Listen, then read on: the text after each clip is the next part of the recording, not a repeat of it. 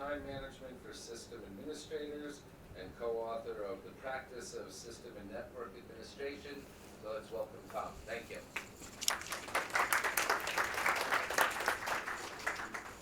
Good morning. It's good to be here. Thanks for inviting me. So let's see. Well, we have at least 2 of the 3 screens working. Can everybody hear me okay? Great.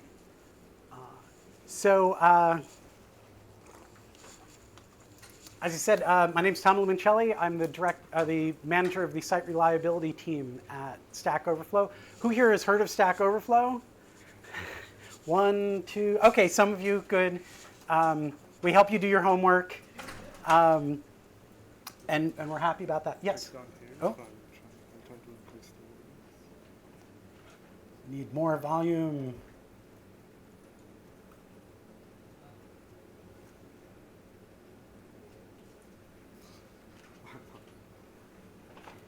There we go. Is that better and back? Okay, awesome. You've all had, let's see, we're all the way in November, so you've had a couple weeks of the class so far. How familiar are you with the term DevOps and concepts like continuous integration? Raise your hand if you've heard the term? Okay, cool. So the title of my talk is Stealing the Best Ideas from DevOps. The point of this talk is to take a lot of the DevOps concepts and apply them outside of technology, or at least outside of the software development lifecycle. So about myself, like I said, my name's Tom, Stack Overflow. I've been a sysadmin for much too long. I also blog and I tweet. I have a monthly or bi-monthly column, which in this case means every other month, in the ACMQ magazine, and I've written a number of books. And I love DevOps. I love talking about DevOps. I love the transformation that DevOps is making in our industry. But there's something else that I love, and I'd like to talk about that first, and that thing is punk rock. How many music fans are out there? Okay, punk rock. I mean, you are just miles from the New York origins of punk rock, right? So what is punk rock? Well, punk rock is when you take the principles of punk rock and you apply it to music, and you get something like The Clash.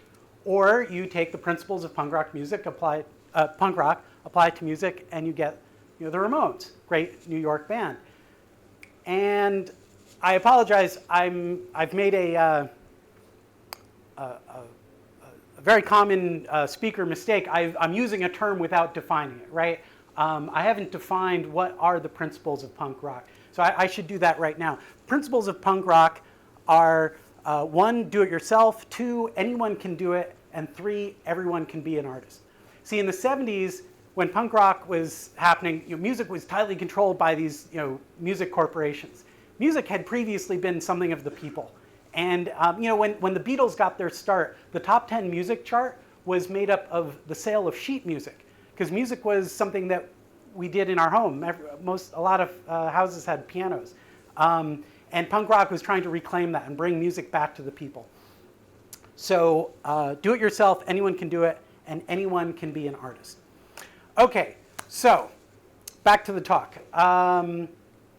Now, the other aspect of punk rock is how did the media talk about punk rock? Media talked about it as, well, it's a bunch of dudes that wear leather jackets and they drink and they smoke and they sniff glue, and that's the superficial view of punk rock. So we have the principles, we have the results, and we have the superficial media view. And what's important about punk rock? Just show of hands. Who thinks A is the most important part? Sure. Okay, some people. And who thinks B, the music, is the most important part? And who thinks the superficial view? Okay, some people weren't paying attention. Okay, no problem. I'm in the A camp. I think the music is important, but I am fascinated by the principles of things. So, for example, you can take the principles of punk rock and you can apply it to something else. Like you could apply it to poetry. And then you get like the works of Patti Smith. Or you can take the principles of punk rock, apply it to literature, and you get zines. Zines were these grassroots, homegrown magazines, usually photocopied, usually at your dad's office for free. The most common one right there in the middle, I don't know if you could see it, but one of the most popular zines in the 70s was called Sniff and Glue. And anyway, I hope that this little tangent has convinced you that if you study the principles, you can apply it to everything, and that's why I'm really excited about the principles of things. Okay, so back to our talk about DevOps. What is DevOps? Well, DevOps is where you take the principles of DevOps and you apply it to software engineering, and you get awesome websites like Etsy, or you take the principles of DevOps, apply it to software engineering, and you get any of these, Stack Overflow, Netflix, Target, Walmart, companies that are known for being early adopters of, I'm sorry, I've made that same mistake again. I'm using a term without defining it, right? I'm using this principles of DevOps, and I haven't said what it is. Okay, so what are the principles of DevOps? Well, if you ask 5 DevOps pundits this question, you're going to get 6 answers. So this is my answer. To me, the principles of DevOps are, the 3 most important ones are the 3 ways of DevOps, the small batches principle, and the minimum viable product. And okay, so let's go back to what we were talking about. Now there is, like in punk rock, there is also the superficial version of DevOps, which is the tools. When you talk to vendors, they say, "Oh yeah, we're all about DevOps because we use Git." Like using Git doesn't magically make you like. It enables some DevOps principles, but just because you're using Jenkins, people say, "Oh, we've installed Jenkins. Now we have the DevOps. We're done." Well, that's the tools help you do something. They aren't the thing. So again, I'm excited about the principles because you can apply them to software engineering. You can apply them to a lot of different things. You could, in fact, apply them to new employee onboarding. Now, that sounds pretty boring, but if you've ever worked in an IT department at a big company, new employee onboarding is a big thing. The faster you can get people up to speed, the faster they're productive. And you can apply the principles of DevOps, and what you get is more productive employees faster. You could apply the principles of DevOps to failover scenarios, like disaster recovery scenarios, like when you have maybe 2 redundant databases and you need to fail over from one to the other. It's a risky process. When you apply the DevOps principles, you get more reliability. And being the manager of site reliability at Stack Overflow, you can see why this is important to me. The tools are different in these categories, but as I said before, the tools are just what gets you there. The tools aren't the there, right? So again, I'm super excited about the principles. So so the rest of this talk, we're going to drill down on these 3 areas, these 3 principles. So let's begin. The 3 ways of DevOps.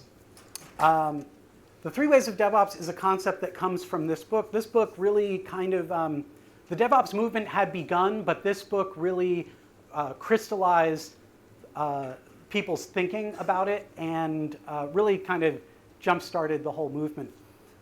The Phoenix Project by Gene Kim and many other people, highly recommended. It's not a boring textbook. It's a fictional book. You follow the life of these 5 characters as they go from, in the first chapter you learn that they're having this business problem, and by the end of the book they've solved the problem and learned the DevOps principles. It's not the high point of literature. It's not Romeo and Juliet. It's not Lord of the Rings, but Tolkien wasn't trying to teach operational science principles in the course of his book. So what does the book say about the 3 ways of DevOps? The three ways of DevOps are techniques to improve any complex process. Well, how do we know a process is complex? Well, it's complex if it's many different people that have to communicate or coordinate between each other, for example, and there's a lot of handoffs between them. So for example, in a software project, that's a complex process because you have the product manager and marketing and sales, all those people defining features. They define a feature, the developers code up the feature, QA tests the feature, and operations puts that feature into production, right? They launch it on the website. And the problem is that in any scenario like this, those different teams often end up siloing themselves, which means they mostly talk to themselves and they don't talk to each other. So, like 80% of what the Phoenix Project talks about is how do we break down those silos so that people are collaborating and working together. And it says that of all the different ways that you can improve a large, complicated system, all of those potential improvements, like all the tools in your toolbox, they really fit into one of three different categories: system thinking, amplifying feedback loops, and creating a culture of continual experimentation and learning. These are, I love the book, but these three phrases to me are very opaque. In other words, these are smart people phrases, and I'm not a smart person. So let me dumb these down to my level. What they're talking about is when you're going to improve a large, complicated system, you want to improve, the improvements that you're going to make are going to be in category A, improve the process itself, right? If you don't have a good process, you're not going to have success, right? So you always want to be improving the process. And what they mean by feedback loops is communication. You want to enable the people involved to be communicating well. And the third thing is really just saying you want to have the ability to try new things. And for all of these, you could look at it as a linear graph. Like, the process might suck, and you want to make it awesome, right? The communication among these people. Oh, we lost video. Let's try this.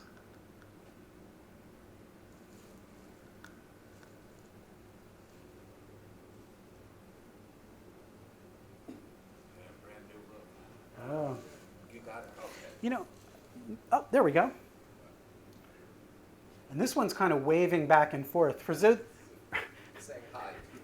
For those of you on acid, it's really actually doing that. Don't worry. Okay, so your communication might be lacking, and we want to make it comprehensive. And your ability to try new things might be resisted. You might have a company where the culture of that company resists change, and you want to bias towards a constant ability to try new things. Because that's the scientific way of doing things. You try something, you measure before and after, and you see, was there really an improvement? And if there was, you keep the change. If not, you back out that change. But who are we trying to kid? It can be a lot worse. Ooh, wait a minute. It can be a lot worse. Your process might not just suck. Your process might not exist, right? You're ad hocing your way through the process every time you do it. Especially if it's a process you do once a year and things have changed enough that even if you did the same process exactly the same, even if you remembered the process from last year, things have changed enough that you're back to having to ad hoc your way through it. Communication might not just be lacking, communication might be punished. I worked at a telecommunications company where people got in trouble if they communicated outside their silos. Now you would think a communication company would be all about communication, right? But no, at this company, if you want to talk to someone, you had to talk to your manager, talk to their manager, talk to a VP, who talked down to their manager, and eventually, the message was totally lost, and you couldn't get anything done. And this was the right way to do things, according to that company. And your ability to try new things. Your corporate culture might resist change. It could be a whole lot worse. Your company could have paralysis. I was at a company once, when I joined, one of the first things I learned was we had lost the source code to one of our important systems. Something that was processing $1 billion worth of transactions a year. And We didn't have the source code. And the project that I was on was to build the new system, and we had to build the new system before enough had changed in the way the world works, regulations, laws, etc. We had to build the new system before the old system became obsolete. It was like a race against the clock. And we were just paralyzed in our ability to change things in production until this new project was completed. So, let's apply the 3 ways to things outside of the technology world. For example, new employee onboarding. The recruiters find the person and hire them. HR does the HR paperwork stuff to bring them on board. IT sets up their laptop, maybe a phone, maybe whatever, and your team, and then they have to join the team that they were hired for and acclimate into that team. And at many companies, this becomes a silo. In fact, actually at that communications company, new employee onboarding was terrible. And actually, so that was when I was at Bell Labs, by the way. And maybe it was just my part of Bell Labs that was that bad. But new employee onboarding was, it was ad hoc, it was improvised. It was very much a broken process. We were hiring world-class computer scientists, and they didn't have a computer for their first month. And talk about resistance to change, when I talked to managers about fixing this, I was told, no, we hire the best. We want them to be able to pick exactly what computer they want. And I said, yes, but that means they can't even check their email for the first couple weeks. It was kind of a struggle. But how did we improve the onboarding process? Even though this was many years before the Phoenix project came out, we were doing these same principles. So we improved the process. We got agreement on a kind of onboarding timeline between those 4 different silos. We automated a lot of the process, like installing the operating system on their laptop. We improved communication. One thing we did is we just identified an owner for each step in that timeline. Just having an owner identified and communicated made a world of difference. And we gained a lot of efficiency. Now that we had one common process, we were able to tune it and optimize it and make things better. For example, at one point, someone realized that the HR people were doing the new employee onboarding lecture like every day of the week. And it was like half of their time.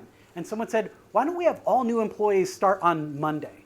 That way, they only have to give that lecture 1 day a week. It's going to free up a huge amount of their time. And there's a whole domino effect that's going to happen, a domino effect of benefits. The people that do the PC installation know that like Friday is new PC installation day, right? And accounts were created on Thursday. It just created this whole cadence for those different silos to be able to work more efficiently. And so as a result, new employees were productive on day 1. They had a much better impression. Like people were joining this company now, and instead of thinking, oh, I've joined this company and it seems like it's the team that can't shoot straight. Instead, I'm super productive on day 1. This is awesome. It was less work for everyone involved. And it opened the door to new ways of automation. Once you have standardization, you can do automation. So we can apply these principles to lots of different things. Customer support escalations. The customer talks to customer support. If they can't answer it, they escalate to some tier 2 support engineers, maybe directly to the product manager or developers. These often end up siloing themselves. The principles of DevOps can break down those silos. Product fulfillment. Sales makes the sale, the CFO signs the contract, manufacturing makes the device, shipping ships it. I was at a company once where because these 4 groups were in silos, the shipping address was getting lost somewhere in here, and things were getting shipped to the wrong address because the shipping department, which felt they weren't allowed to talk to the other silos, they were looking up the shipping address or calling around trying to find the shipping address. It just looked bad to the customers, and things were getting shipped to the wrong place. And this kind of thing was happening for a year before someone started applying these principles and found these problems and fixed them.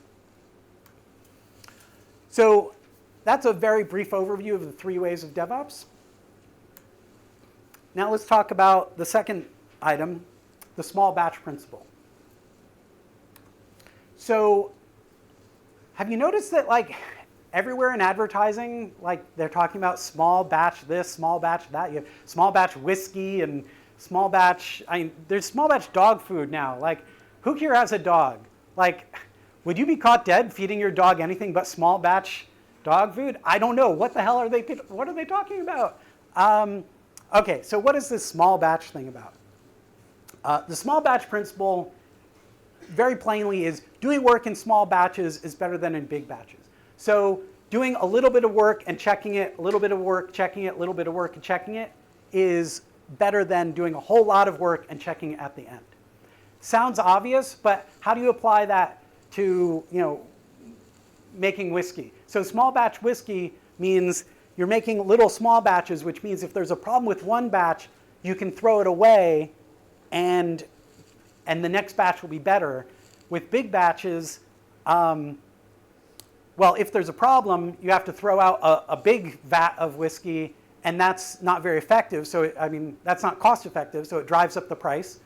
It also reduces the quality because if you're faced with having to throw out a big vat of whiskey, you might lower your standards a little bit so you don't have to waste that much whiskey. So that's small batches in a nutshell. How can we apply this in DevOps or in IT? Well, let's apply it to disaster recovery. This is a very simplified network diagram of the network at Stack Overflow. Stack Overflow runs almost entirely out of our New York data center. All of the traffic from the internet hits our servers in New York. But we also have an equivalent set of servers in Colorado. And they're what we call our hot spare. They're always running, they're just not receiving traffic. Any data in the database in New York is replicated to Colorado. And if a hurricane is coming to New York, we can send the traffic to Colorado instead. Or if New York just dies because of power outage, we can do an emergency failover and failover to what's running in Colorado. Now, the problem is we need to keep New York and Colorado exactly the same so that this failover can happen. But over time, little tiny changes start to accumulate, right? We make a change in one place, forget to make it in another, or we buy new hardware and we buy it for New York, and then a year later we buy it for Colorado, and that same exact model isn't available. So there are little differences creep in.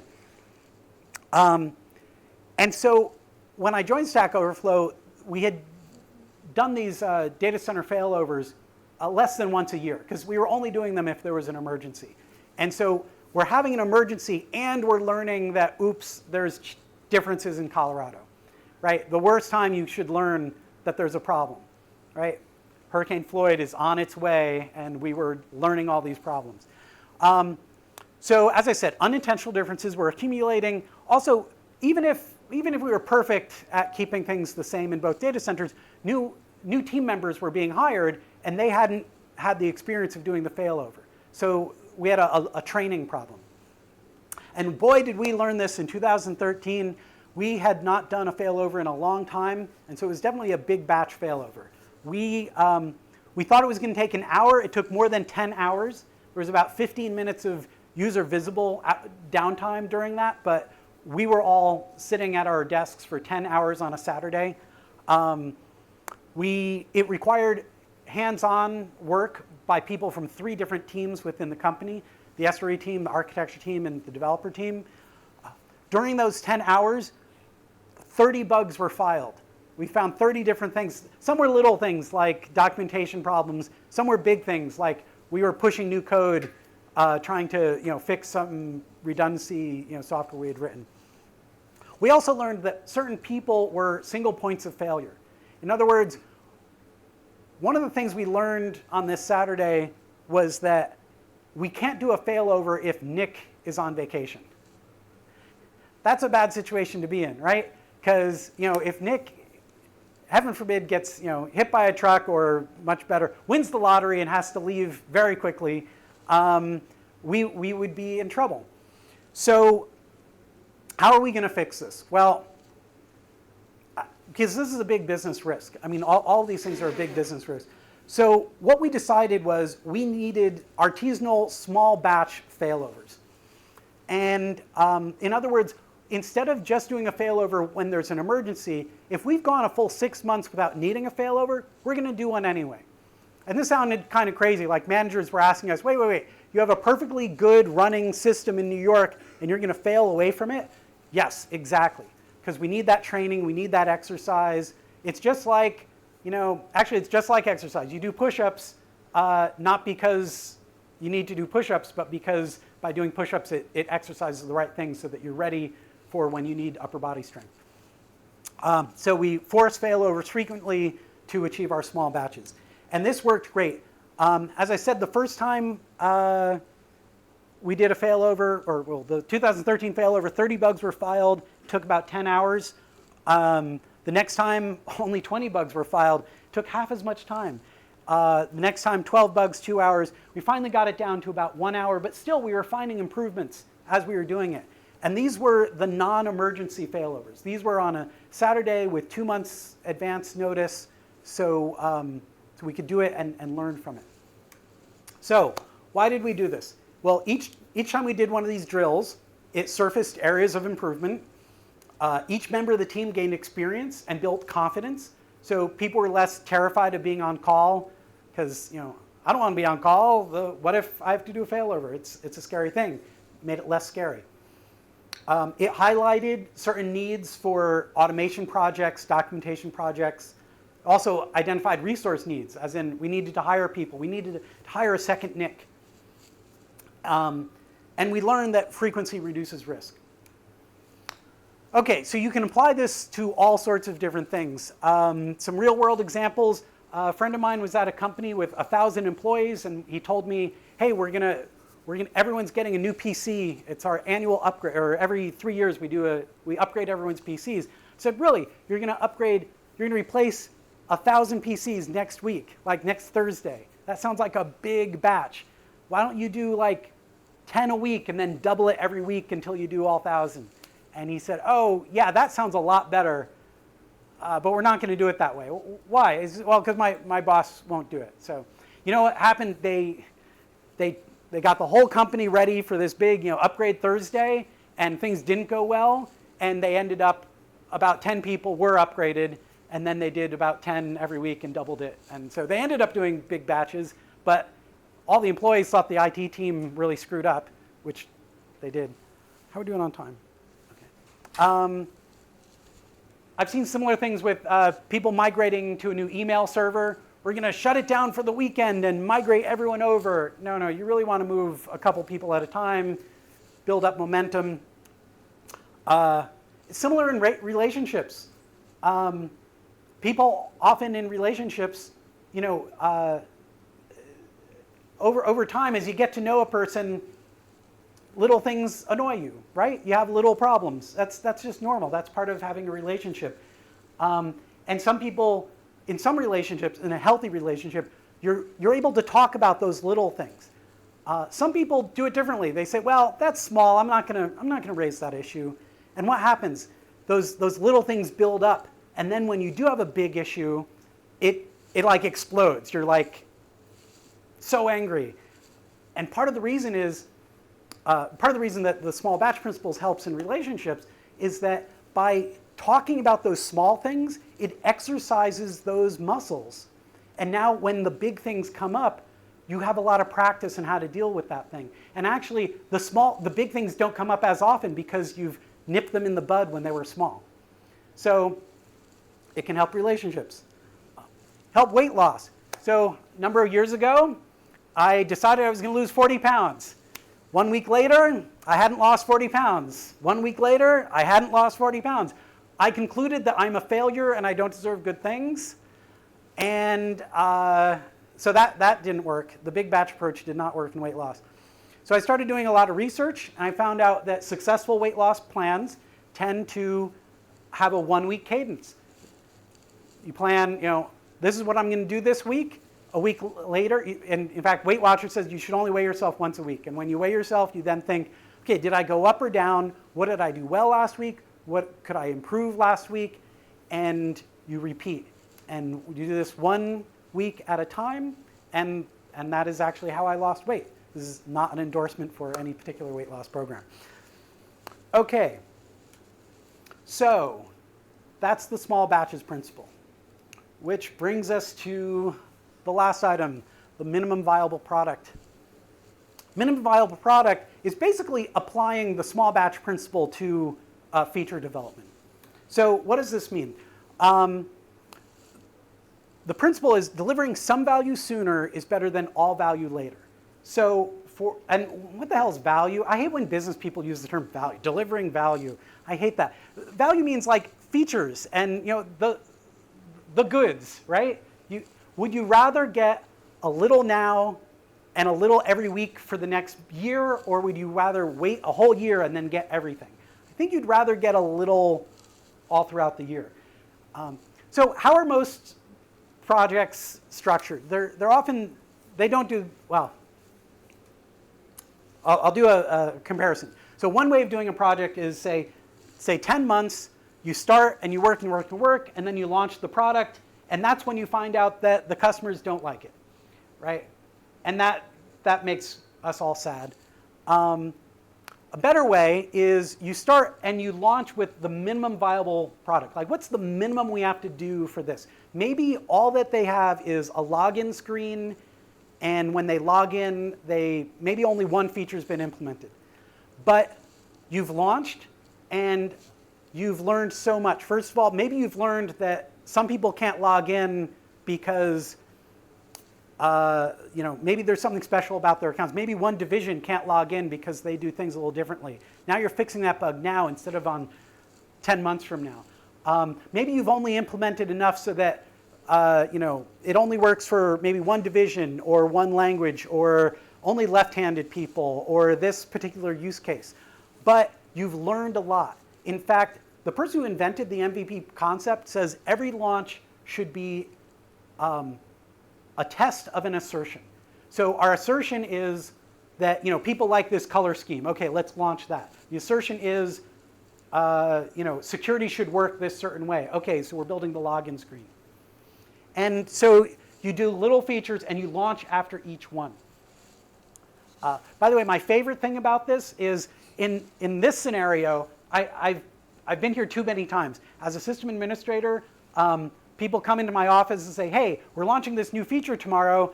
I just need like 1,000 machines and a petabyte of disk space. And I'm like, tomorrow? Why didn't you tell me 6 months ago? And then the launch day is horrible because we're setting up load balancers and firewalls and security and networking and all this stuff. Well, if you do launches like this, way at the beginning, you've established, what's the network going to look like, what firewalls rules are needed, your load balancer, et cetera, so that when you get, 10 months later, there's been no big, IT panic. What are we going to do? How are we going to launch this? So the benefits: you help people sooner because people would rather have a little help now than waiting for all the help later. You get feedback earlier. You're validating those assertions along the way, which gives you a chance to pivot. Maybe halfway through, you've tested an assertion and what you've learned is that people don't want this product at all. Or maybe the way that the developers have interpreted what they want is totally off base. You would rather learn that a couple months into the project instead of 10 months later. And like I mentioned, operations gets a chance to develop their operational expertise. So they've developed runbooks and the upgrade process is worked out and failovers, et cetera. Another interesting thing about the MVP process is IT projects get canceled a lot. I mean, it just happens. And it's not always because you're bad people or it's a bad project. It's just some other project became higher priority and they look around and they need to steal 5 developers and they cancel that one project to get developers for another project. And if you're at like 80% and your project gets canceled, it's a waste of corporate resources. And actually, I have a theory, and I've never tested this, but my theory is one of the main reasons that IT is so expensive is because of this factor. Someday some anthropologist will study this and find out that I'm right or wrong. Anyway, if instead, if you've used the MVP process, you've done a number of launches, and now maybe you're only helping half the people. Well, at least you're helping some. If your project does get canceled at 80%, there's less waste. And in fact, there's less waste. You're helping people. I would also assert there's less chance that your project will be canceled because now you have this whole user base that's like cheering for you. Your project isn't going to be the one that canceled. It's going to be one of the ones using this technique.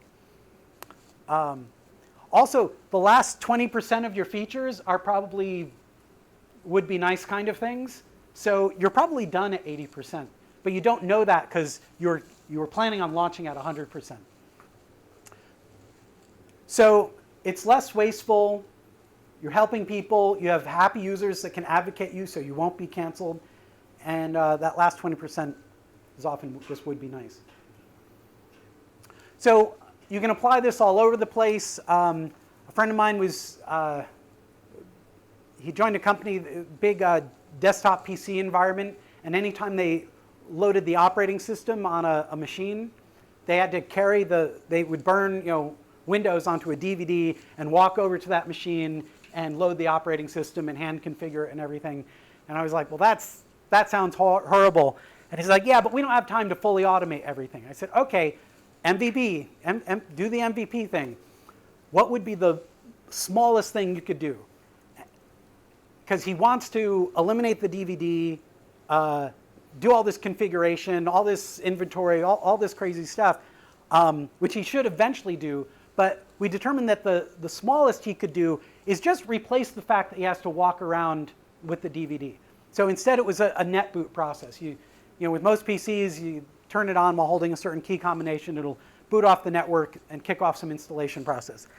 And once that was working, his coworkers who were like, it's not worth it, all of a sudden they were excited. They're like, oh, I see the value in this. I don't have to walk around with a DVD like it's, the 90s. He had all these other things that he wanted to do, and each one was a different launch. And another nice feature of this is that the rest of his team got really excited, and soon they were volunteering to do some of these other things. So instead of having to do all the work himself, he had created an infrastructure, and everyone else could plug in to this project. And everyone felt good about the project. It was now like a morale builder. Everyone was involved. It wasn't his system, it was their system. Similarly, I helped some people at a company. They wanted to build a monitoring system or deploy a monitoring system so they knew when their systems were up and monitor disk space, all that kind of good stuff. And they had spent 6 months discussing, what did they need? And in those 6 months, they had had a lot of debates. They had had a lot of disagreements. They had written a lot of specification documents. But the one thing that they didn't have in those 6 months? A monitoring system, right. So the very smart manager said, okay, let's MVP this. Let's just, we've basically narrowed it down to 2 different open source projects. Let's just flip a coin and pick one. Because the fact that the last month we haven't been able to settle this debate must mean that they're both pretty much okay. So he flips a coin, picks one, and they monitor just one server. And then they start monitoring the routers, the network, routers and switches. And that's when they discovered that the networking department didn't want them to be monitoring, or had different ideas about how things should be monitored. It was so good that they could now have that conversation with the networking department now instead of 10 months later when they went to launch this whole thing, right? Around step 4, they realized, the initial users have stopped using the system. And what they realized is there was some dashboard-related features that were missing. And they realized they picked the wrong product. When they flipped the coin, maybe flipping coins isn't the best way to pick. But they were able to switch products when things were small and easy to switch, so they could pivot, new monitoring system. They were able to leverage all the work they had done before, all that conversation with the networking group and stuff. And as a result, the project continued. 10 months later, everything's being monitored. Great project. So my last example of the MVP is about my process of writing books. A friend of mine recently, he said, Tom, you know, I've seen you give a lot of talks, and I've noticed you always find some way of plugging your books. And I said, oh, good, it's working. If you ever write a book, you end up doing all the publicity. The professor's like, yeah, we know. So just a little background. My books all have similar titles, which another pro tip, don't write books with similar titles. Big mistake. But my first book, co-wrote it with Christine Hogan, launched, it's really easy to remember a date. Something else happened in September of that year. Something helped. Anyway, something happened.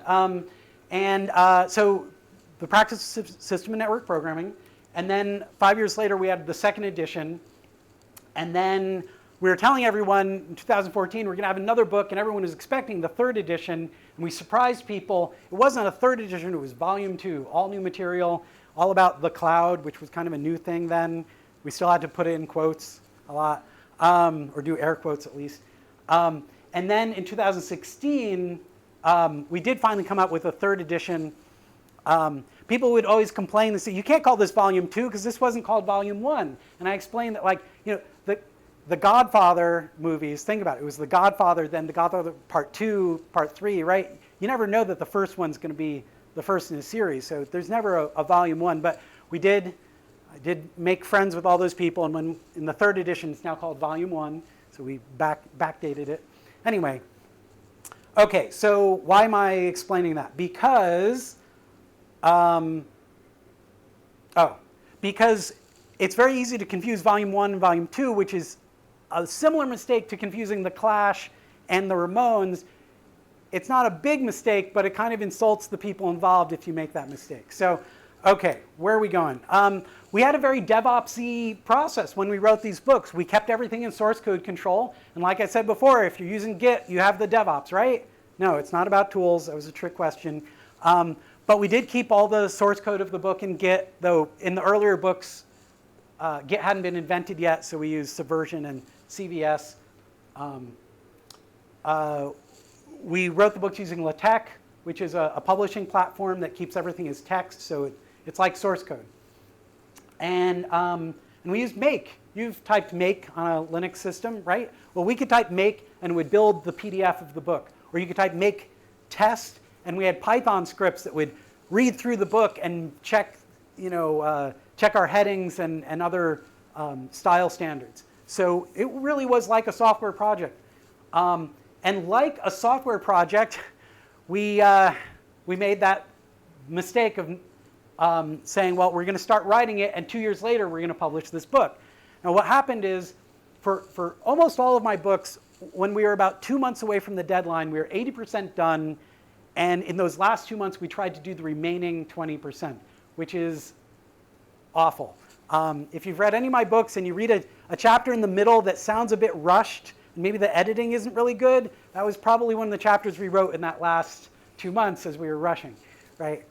So, so when you tell your professors, oh, I crammed and I did this whole assignment in the last 6 hours before it was due, just say, because I want to be a professional like Tom Limoncelli, right? Okay, so for this third edition, we had a lot of goals. I mean, the book was 1,000 pages long, and we wanted to rearrange the order of the chapters. We had a lot of new chapters we wanted to write. We had old, outdated chapters we wanted to rewrite, and we wanted to just go through the whole book and make a lot of little changes all over the place.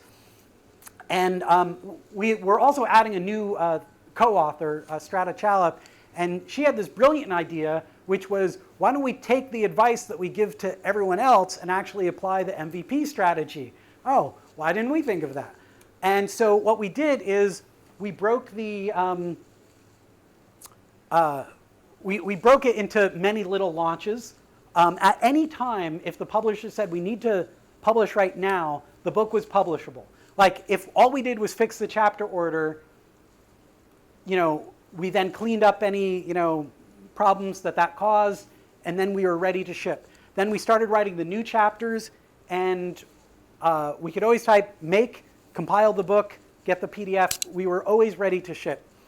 If one of us took a vacation or got lazy and the schedule got delayed, that was okay because whatever the deadline was, we were always ready to ship. And so depending on how lazy and how many vacations we took, we may have not finished all of that fourth goal. We might not have replaced some of the outdated chapters. We actually, well, I won't tell you how lazy we were, but we did eventually publish the book. And as a result, it was the most enjoyable writing experience that I've had of all the books that I've written. I wish I had done this so much sooner. And in fact, and by the way, this talk basically is the highlights of the first 4 chapters of this book. But speaking about making it a more enjoyable writing experience, studies are now finding that companies that apply the DevOps principles to their projects have higher morale, higher employee retention. It's a more enjoyable place to work. At companies that don't do these techniques, you often have like launch hell month. Like, we launch a new version of our software every January and July, and those months are hell, and no one can take vacation. And if we're late, the people who planned a vacation in August, their plans get screwed up because now everything's shifted a month, and it's terrible. And the companies that apply the DevOps principles, they're just always launching. There's no hell month. In fact, I was on a panel talking about this. I made that point about eliminating hell month, and a woman next to me on the panel who was the CTO of Nike turned to me and said, Tom, hell month isn't once or twice a year. Hell month is every month if you're not doing these DevOps principles. And I can't disagree. So I believe that DevOps is making this journey. It's gone from, it's this new interesting thing to it's the way that business is done to, and it hit a point a couple years ago where it became kind of a fringe benefit. Like if you're interviewing at companies, you wanted to see like, oh, and there's no hell month? What a fringe benefit. I want to go work here. Well, if you follow this to the logical conclusion, you're going to get to the point where companies that haven't adopted these techniques aren't going to be able to hire people because it'll go from being a fringe benefit to a requirement. And they're not going to be able to get the best talent or any talent because who would want to work at a company that doesn't do these things? So, in summary, we talked about a lot of things today. We talked about the 3 ways of DevOps, which is a way of improving a complex process. And we know it's complex if there's lots of different teams that each do a different phase and there's handoffs between those teams. And that we applied to software engineering, product fulfillment, new employee onboarding. We talked about the small batches principle, which is about reducing risk and improving quality. And we applied that to failovers and PC desk upgrades and losing weight and relationships. And we talked about the minimum viable product strategy, which is about delivering value faster. And we applied that to software and operating system installation, automation, and book writing. And we also plugged the hell out of my books. But if there's one thing that you remember from this talk, it's that you should do it yourself. Anyone can do it because everyone can be an artist. And that's my talk. Thank you for being here, and now you can take questions.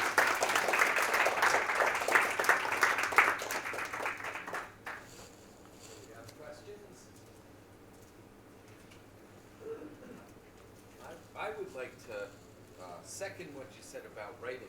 I started listening to the DevOps Cafe podcast, and after a couple months, it transformed my writing.